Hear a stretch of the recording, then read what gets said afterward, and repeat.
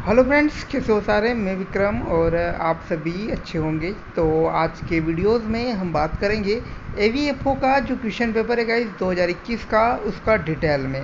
तो गाइस आज हम वेटनरी की क्वेश्चन उसके डिस्कस करने वाले हैं, तो आप वीडियो के एंड तक ज़रूर बने रहिए। बहुत ही इंपॉर्टेंट रहने वाला है गाइस आपका वीडियो ये, क्योंकि आपकी एवीएफओ की जो भर्ती हैं बहुत ही जल्द आपकी आने वाली हैं। ओके, तो पहला क्वेश्चन है हमारा, डेयरी मवेशियों के कुल आहार शुष्क पदार्थ में यूरिया की अनुशंसित स्तर क्या है। यानी कि गाइस जो डेयरी मवेशी है उनके कुल आहार में यानी कि ड्राई मैटर में यूरिया की परसेंटेज कितना होना चाहिए। ऑप्शन है 4%, 7%, 1% या 9%। तो यहाँ राइट आंसर रहेगा गाइस हमारा 1%, यानी कि सी। जो डेयरी मवेशी होते हैं उनके भोजन में या जो ड्राई मैटर रहता है उसमें यूरिया का जो परसेंटेज रहता है 1% रहना चाहिए। आगे अब हम बात करते हैं, पहली बार एस्चेरिचिया कोलाई को किसने पृथक किया। यानी कि सबसे पहले जो ई कोलाई जो है उसको सबसे पहले किसने पृथक किया। ऑप्शन हमारा है एस्चेरिच, रॉबर्ट कोच, जेनर या पाश्चर। तो ये रहेगा फ्रेंड्स हमारा ए एस्चेरिच। ओके, आगे हम बढ़ते हैं क्वेश्चन नंबर 3 की ओर।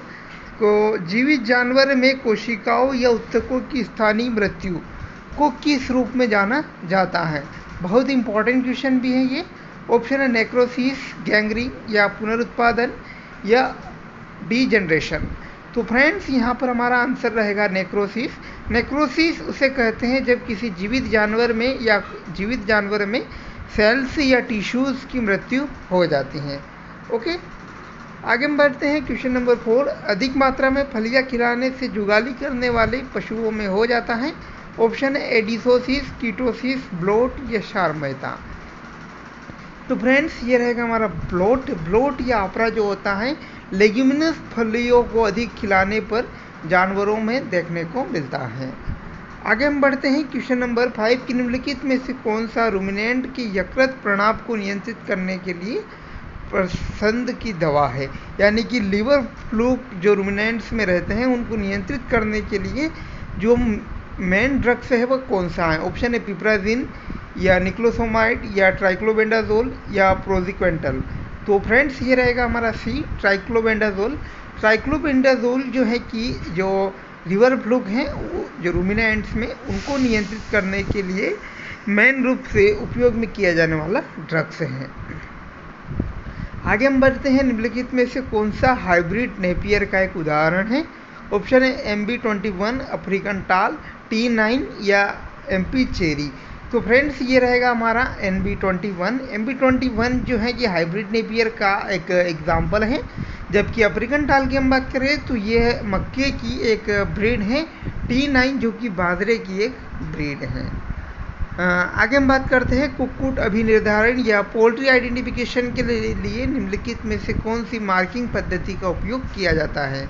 ऑप्शन है टैगिंग, ब्रांडिंग, नोचिंग या बैंडिंग। तो फ्रेंड्स ये रहेगा हमारा banding. Which of the following marking method is use for poultry identification. तो ब्रांडिंग इसका आंसर रहेगा, जबकि हम बात करते हैं नोचिंग। नोचिंग जो मेन रूप से पीक में उपयोग करने वाली आइडेंटिफिकेशन की प्रोसेस है। ओके, ब्रांडिंग जो बड़े या लार्ज एनिमल में यूज़ किया जाती हैं, ये 2 टाइप्स की होती हैं, कोल्ड और हॉट। ओके, आगे हम बढ़ते हैं कि निम्नलिखित में से कौन सा एंजाइम अमीनो अम्ल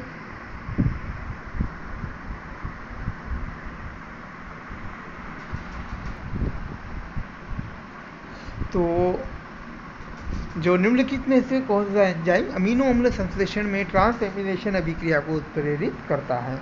तो ऑप्शन हमारा राइट आंसर रहेगा amino transferase. Amino transferase enzyme जो होता है थर्ड वाला, यह अमीनो अम्ल के संश्लेषण में ट्रांसएमिनेशन जो रिएक्शन होती है उसको उत्प्रेरित करने का काम करता है। आगे हम बढ़ते हैं क्वेश्चन नंबर 9 की निम्नलिखित में से कौन सा भारत की देसी गाय की नस्लों में सर्वाधिक दुग्ध उत्पादन है।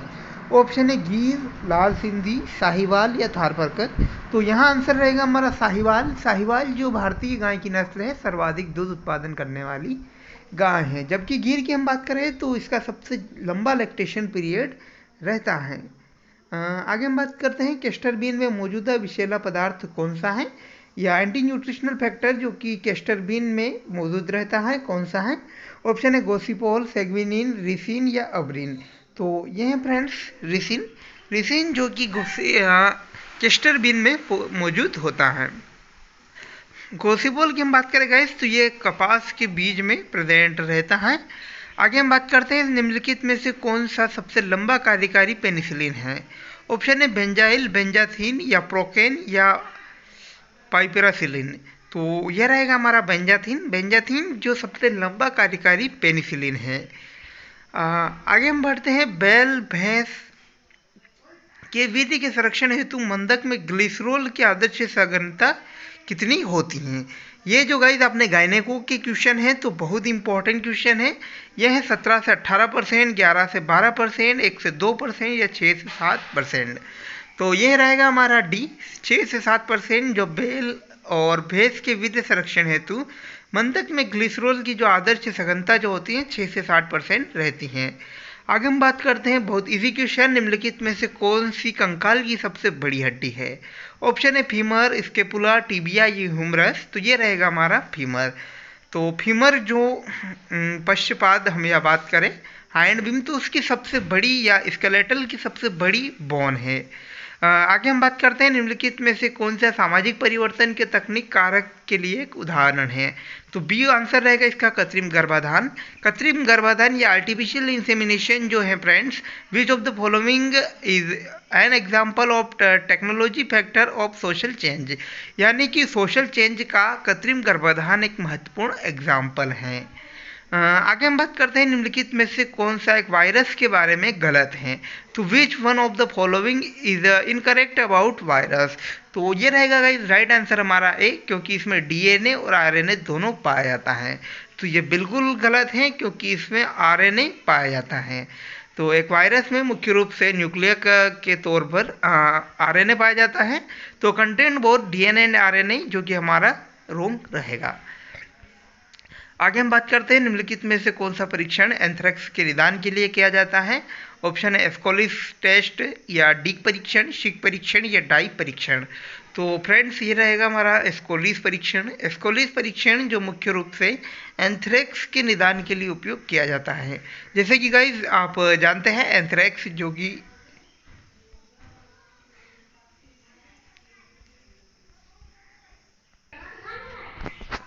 तो एंथ्रेक्स जैसा कि फ्रेंड्स आप जानते हैं बैक्टीरियल डिजीज़ हैं और ग्राम पॉजिटिव हैं, जो कि बेसिलोसिस एंथ्रोसिस के कारण जो डिजीज़ होती हैं। और ये बहुत इंपॉर्टेंट डिजीज़ हैं। अगर बैक्टीरियल डिजीज़ की हम बात करें तो इसका जो परीक्षण किया जाता है तो वो आपको या डायग्नोसिस एस्कोलिस टेस्ट के माध्यम से किया जाता है। आगे हम बात करते हैं आर्टिफिशियल इंसेमिनेशन में गाय में वीर्य के जमाव का स्थल क्या है। तो what is the site of deposition of semen in cow artificial insemination. तो ऑप्शन है वेजाइना, सर्विक्स, यूटेरस या वल्वा। तो इसका आंसर रहेगा यूटेरस। यूटेरस से जो जहाँ रहता है यानी कि गर्भाशय हम बात करें तो गर्भाशय में आर्टिफिशियल इंसेमिनेशन में गाय के वीर्य के जमाव का मुख्य स्थल है। आगे हम बात करें what is the cryptorchidism in male, यानी कि पुरुष में गुप्त वृषणता क्या है। तो यहाँ पर हम देखते हैं कि प्रत्येक अंडाशय में 2 टेस्टिस की उपस्थिति या टेस्टिस अंडकोश में नहीं उतरना या टेस्टिस अंडकोश से विकृत हो जाना या टेस्टिस अंडकोश में बढ़ जाते हैं। तो बी आंसर रहेगा testis do not descend into the scrotum, यानी कि जो क्रिप्टोचाइल्डियम की हम बात करें तो इसमें टेस्टिस जो रहते हैं अंडकोश में नहीं उतरते हैं। इसके बाद split heat is observe in, यानी कि स्प्लिट हीट गाइस किस में देखी जाती हैं। ऑप्शन है कुतिया, भैंस, हरणी या गाय। तो ये रहेगा हमारा कुतिया में। तो मुख्य रूप से स्प्लिट हीट की हम बात करें तो ये कुतिया में देखी जाती हैं। आगे हम बात करते हैं निम्नलिखित में से कौन से अमीनो अम्ल की आवश्यकता सुअर के आहार में अधिक होती है। तो एसेंशियल अमीनो एसिड जो कि पीक के लिए है तो ऑप्शन है आर्जिनिन, आइसोल्यूसिन, लाइसिन या मिथियोनिन। तो लाइसिन फ्रेंड्स इसका आंसर रहेगा। लाइसिन जो होती है सुअर के आहार में प्रयोग होने वाला मेन एसेंशियल अमीनो एसिड है। इसके आगे हम बात करते हैं निम्नलिखित में से कौन सा सबसे लोकप्रिय भारतीय बाजरा है। ऑप्शन है फिगर मिलेट या पोक्सलेट मिलेट, पर्ल मिलेट या नचनी मिलेट। तो पर्ल मिलेट इसका राइट आंसर रहेगा। पर्ल मिलेट जो है भारतीय बाजरे की सबसे लोकप्रिय किस्म है। आगे हम बात करते हैं, एक या अधिक टूटे हुए दांत वाले वृद्ध जानवर को कहा जाता है ओल्ड माउथ, गुम्मेर या फुल माउथ या ब्रोकन माउथ। तो ब्रोकन माउथ कहते हैं जब जो बूढ़े एनिमल होते हैं उनमें जब दांत गिर जाते हैं। तो इसके बाद आगे हम बात करते हैं, निम्नलिखित में से कौन सी रासायनिक विधि का उपयोग पाचन शक्ति बढ़ाने के लिए रुद्राक्ष के उपयोग के लिए किया जाता है। तो ऑप्शन है फॉर्मेल्डिहाइड, इथेनॉल, शोर या अम्ल। तो which of the following chemical method is used to treat roughage to increase their digestibility, यानी कि चारे की पाचकता बढ़ाने के लिए कौन सी मेथड का उपयोग किया जाता है। तो ये है गाइस क्षार विधि। आगे हम बात करते हैं, निम्नलिखित में से किस अंग में अंडकोश झिल्ली का निर्माण होता है। तो in which of the following organs egg shell membrane are formed. तो इस्थमस, मैग्नम, गर्भाशय या इन्फुंडिबुलम। तो ये रहेगा हमारा इस्थमस। इस्थमस में जो गाइस जो पोल्ट्री के जो जननांग रहते हैं जहाँ पर अंडे का निर्माण होता है, तो इस्थमस वो पार्ट होता है जहाँ पर अंडकोश झिल्ली का निर्माण होता है, एक शेल मेम्ब्रेन। आगे हम बात करते हैं, एक ही समय में एक ही माँ से पैदा होने वाले समूहों में सबसे छोटा और सबसे कमजोर शुगर को क्या कहते हैं। ऑप्शन है रंग, पुलेट या स्नाउट या गेल्ट। तो ये रहेगा फ्रेंड्स रंट, काल्ट या क्रीट। जो 3 नाम से इसे जाना जाता है, सबसे कमज़ोर शुगर के या सबसे कमज़ोर पिगलेट जो एक ही समय में एक ही मादा द्वारा उत्पन्न होते हैं। आगे हम बात करते हैं, राष्ट्रीय अनुसंधान परिषद के अनुसार एक फीड स्टफ को मोटा चारा के रूप में वर्गीकृत किया जाता है जब इसमें होता है मोर देन 18% क्रूड फाइबर या less than 80% crude protein, less than 18 crude fibre, more than 18% crude protein. तो फ्रेंड्स ये रहेगा हमारा ए, यानी कि 18% से अधिक रेशे, यानी कि 18% से अधिक CF होने पर उसे मोटे चारे के रूप में वर्गीकृत किया जाता है। आगे हम बढ़ते हैं, निम्नलिखित में से कौन सा विटामिन जो होता है अंडे में अब्सेंट होता है। Option B complex, vitamin D, vitamin C और विटामिन ए। बहुत ही इंपॉर्टेंट क्वेश्चन है ये, और इसका यहाँ पर हमारा आंसर रहेगा विटामिन सी। विटामिन सी और आयरन जो होता है अंडे में अनुपस्थित रहता है। आगे हम बढ़ते हैं, यूरिन में पायरिया को किसकी उपस्थिति के रूप में परिभाषित किया जाता है। लाल रक्त कोशिकाओं, शुगर या श्वेत रक्त कोशिकाएं, क्रिस्टल। तो ये रहेगा गाइस हमारा WBC। तो यूरिन में पायरिया जो कि WBC की उपस्थिति के कारण होता है।